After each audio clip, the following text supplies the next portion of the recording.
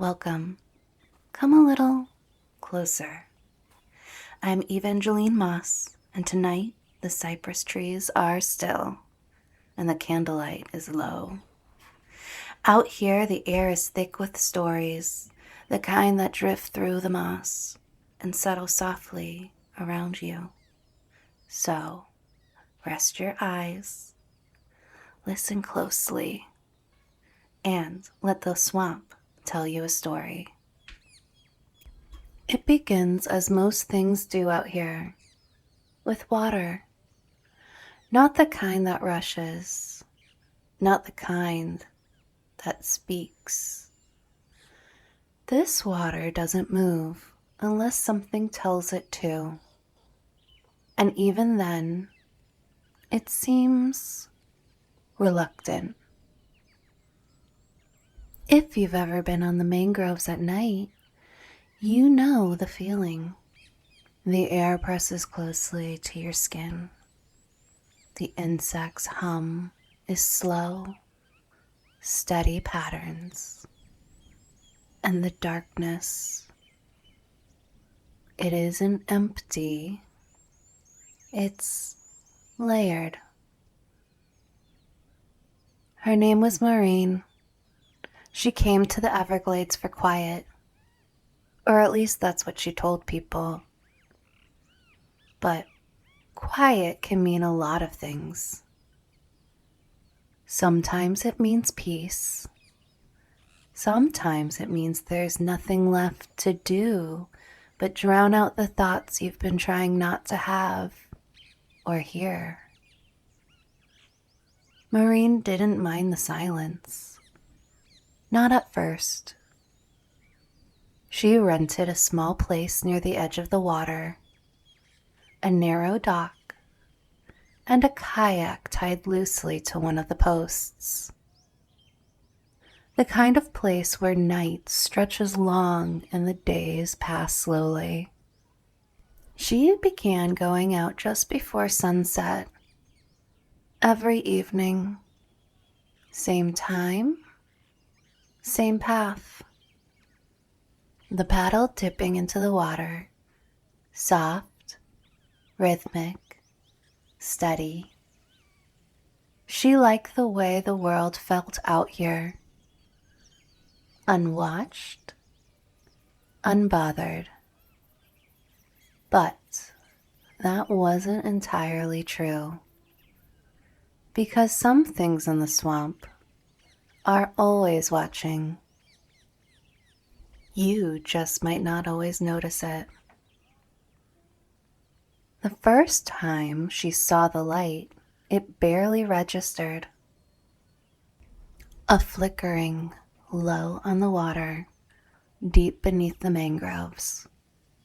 She paused for just a moment and let the kayak drift. The light didn't move. It wasn't reflected. It wasn't shifting with the ripples. It simply existed. A soft golden glow, warm in a way that didn't belong that far from the shore. She told herself it was nothing.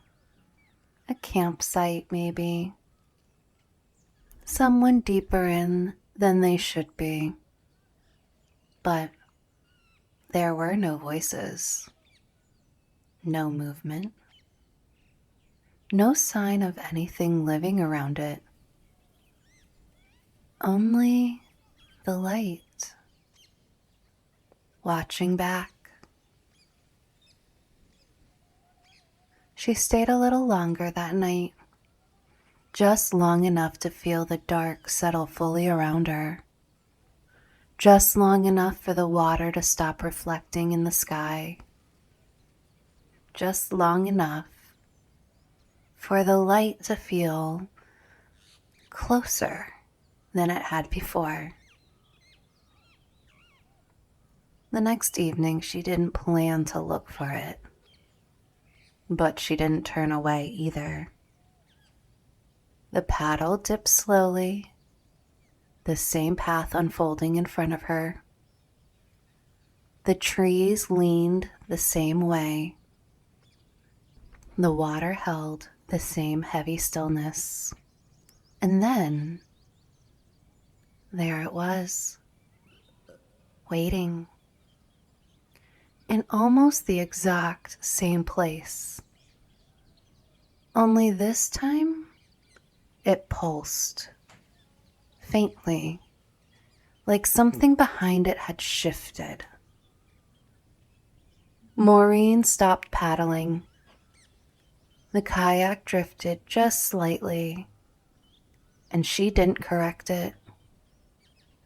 Something about the light felt familiar, not in the way that she could explain, but in a way she could feel, like remembering something she hadn't realized that she'd forgotten.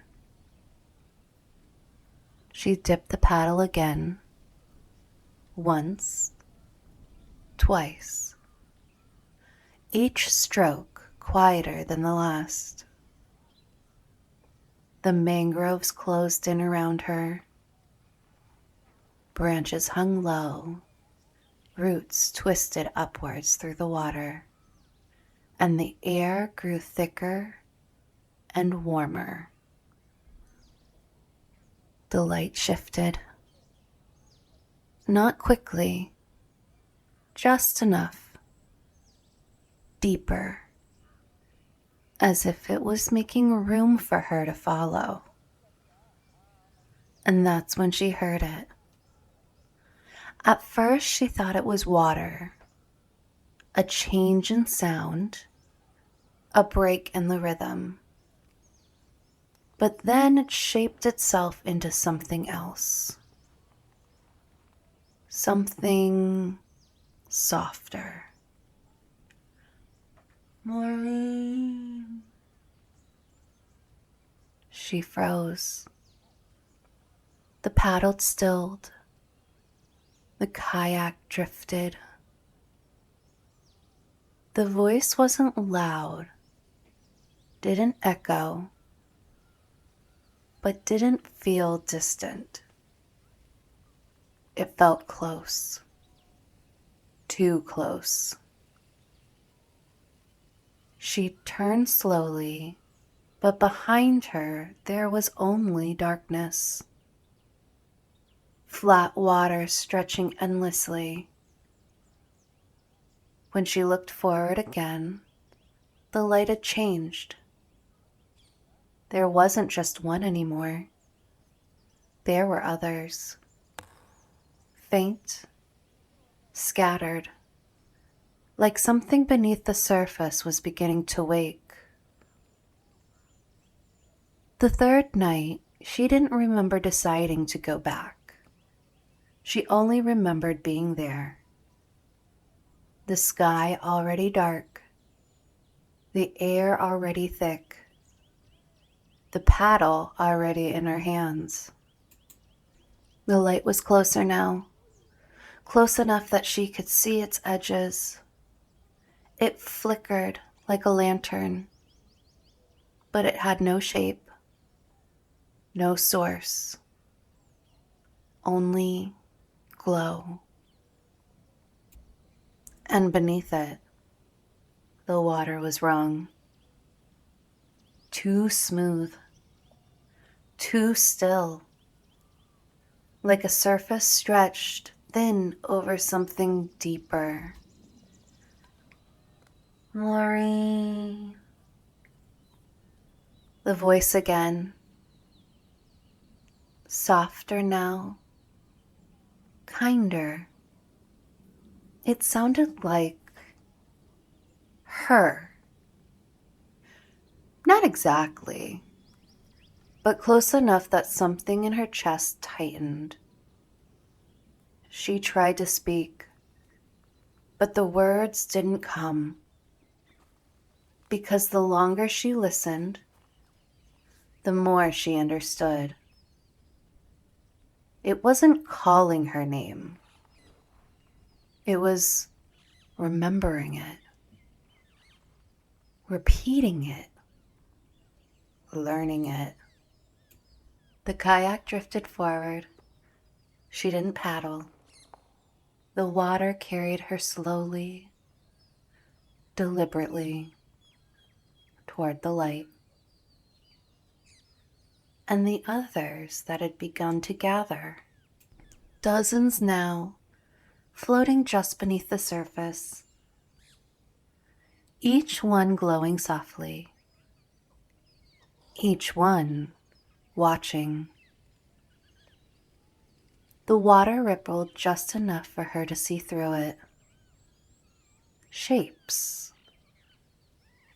Not clear, not solid, but present. Moving in slow, patient patterns beneath her. A hand drifted upwards, pale beneath the surface, reaching towards the glow above it. A face turned, blurred, softened, as though the water had been trying to remember it for too long. Maureen.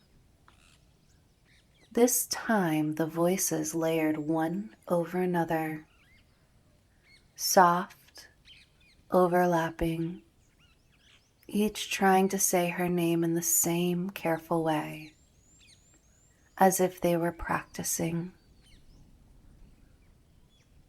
The light nearest her brightened, and for a moment she saw it clearly.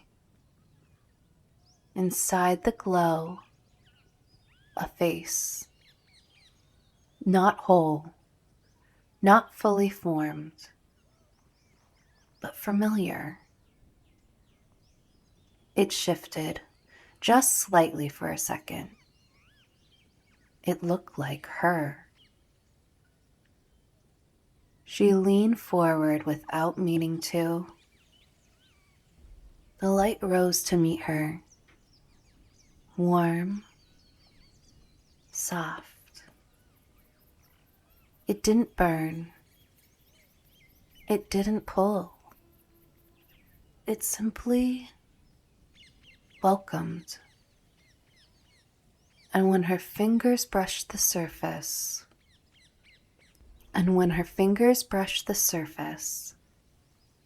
something inside her stilled.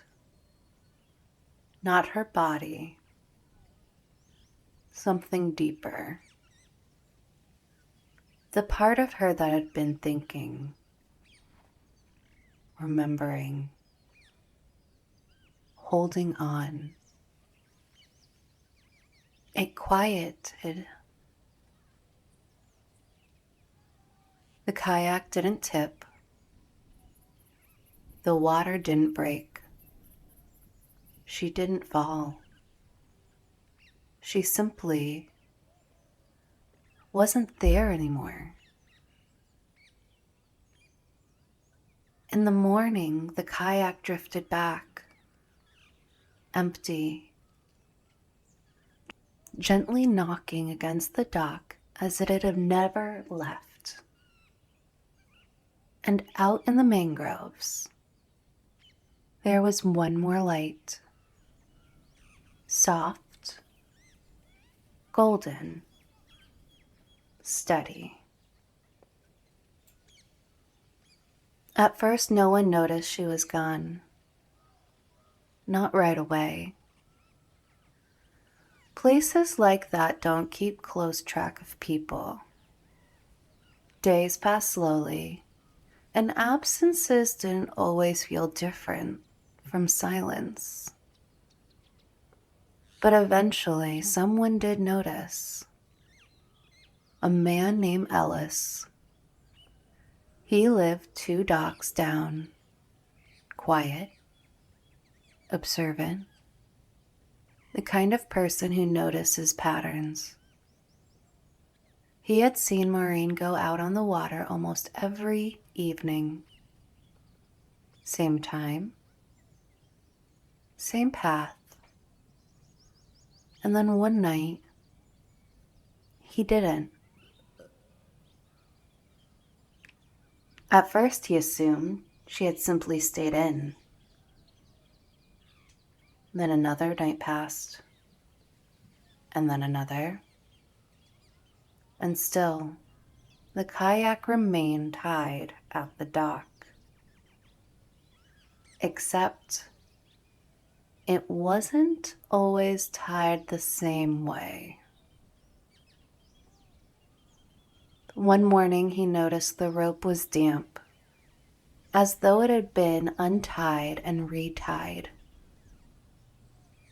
Another morning the kayak sat just slightly off from where it should have been, drifting against the dock as it had returned not long before.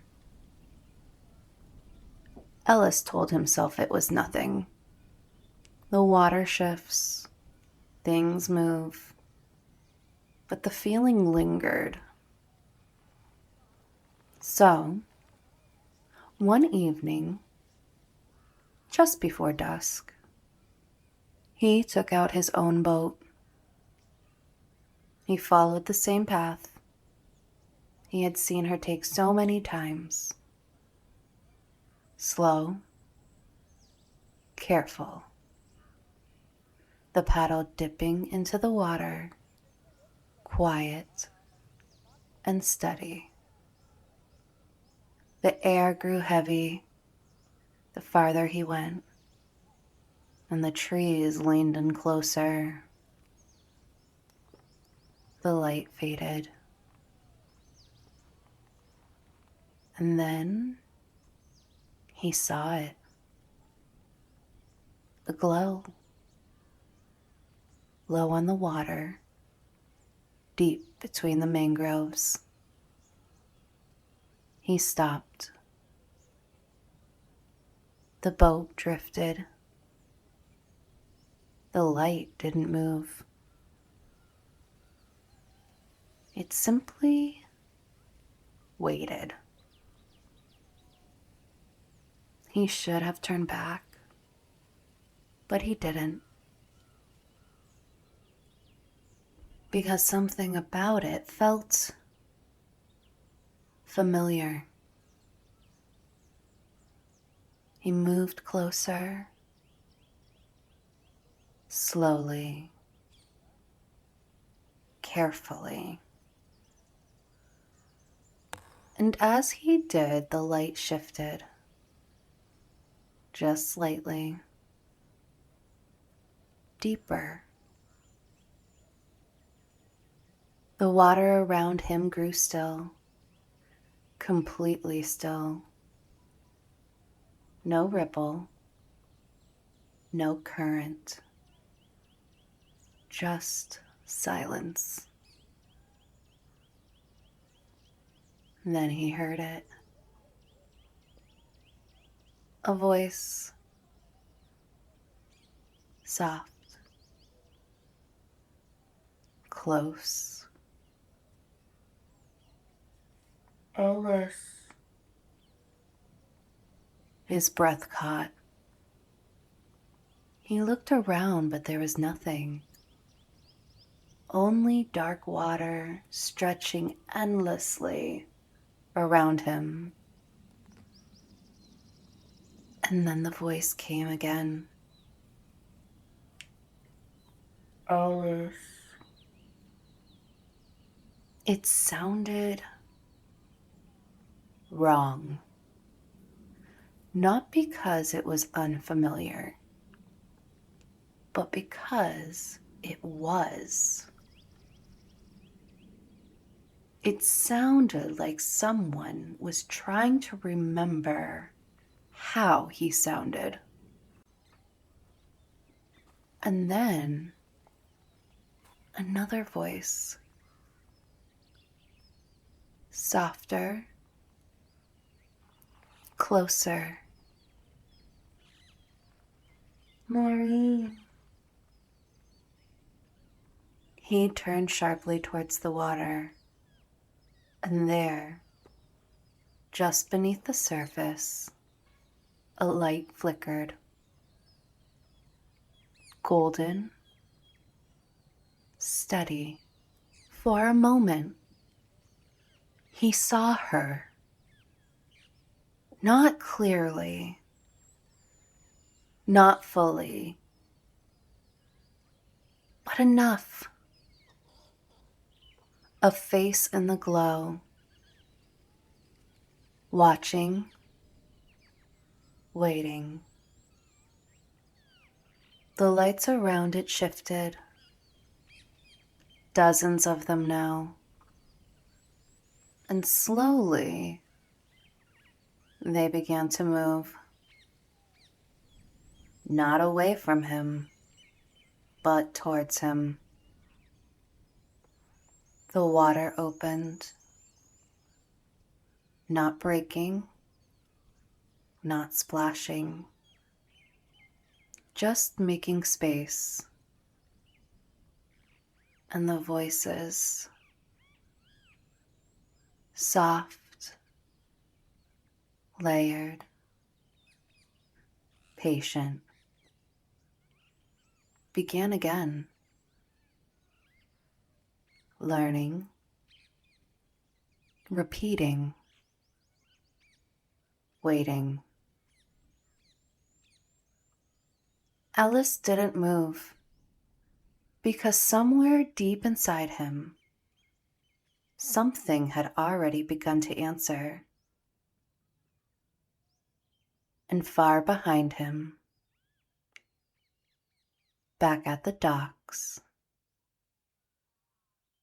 another boat drifted loose, as if it already knew it would need to return alone.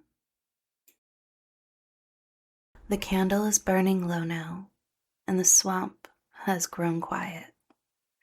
If you're still awake, there's always another story waiting for you here.